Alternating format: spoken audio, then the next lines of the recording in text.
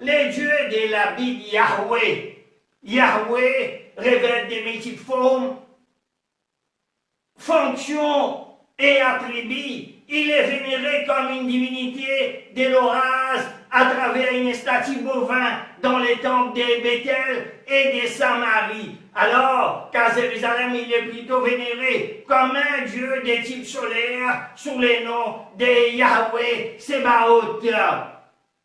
Yahweh n'est probablement pas le seul Dieu pour les Hébreux. Un poème du Deutéronome, chapitre 32, verset 8, comme un passage du livre de Michée, chapitre 4, verset 5, atteste de cette forme de monolatrie, polythéisme, pour laquelle chaque peuple a son propre Dieu national, reconnaissant les divinités de peuples voisins.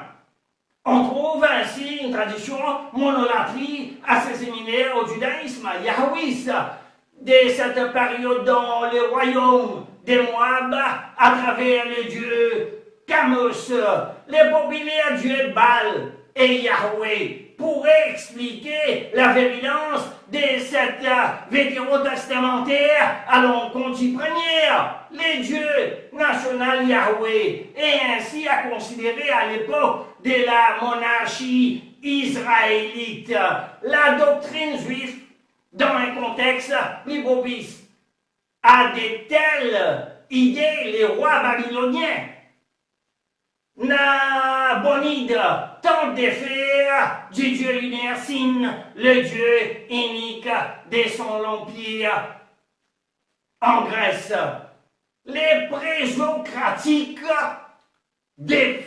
défendent l'unicité de la divinité contre les panthéons et les successeurs achéménides des Céris II, les grands. Considéré lui-même comme un messie de Yahweh, les Judéens en faisant d'Ahura Mazda les dieux officiels de l'Empire, les dieux de la Bible Elohim.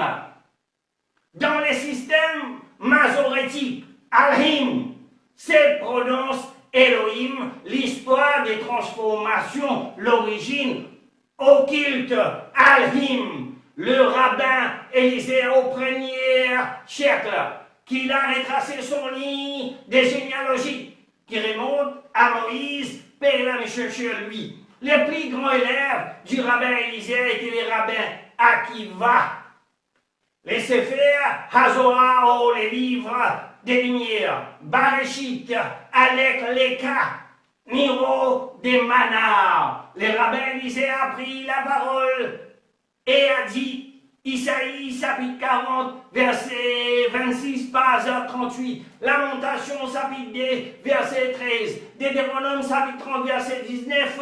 Lamentation, chapitre 2, verset 15. Exode, chapitre 27, verset 28. Psaume, chapitre 33, verset 6.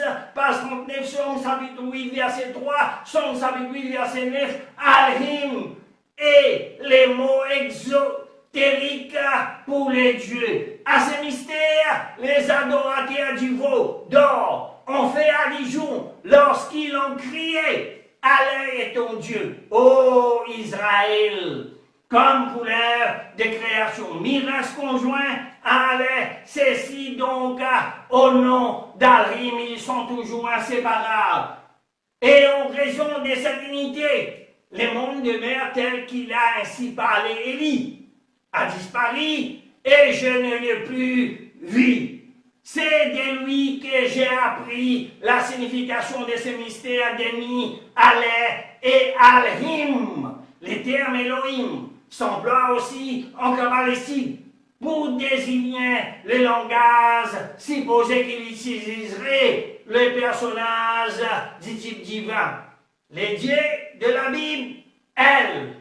Le culte du serpent reposait sur une trinité, la déesse des Sympantines, elle, les dieux atlantiques du feu et leur fils Balder ou Balder.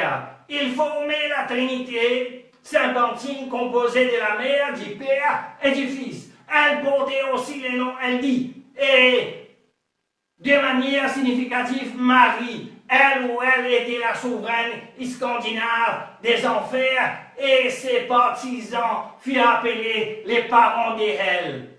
Elle, en hébreu, désigne Dieu, et l'ont appelé également Eldi et Ida.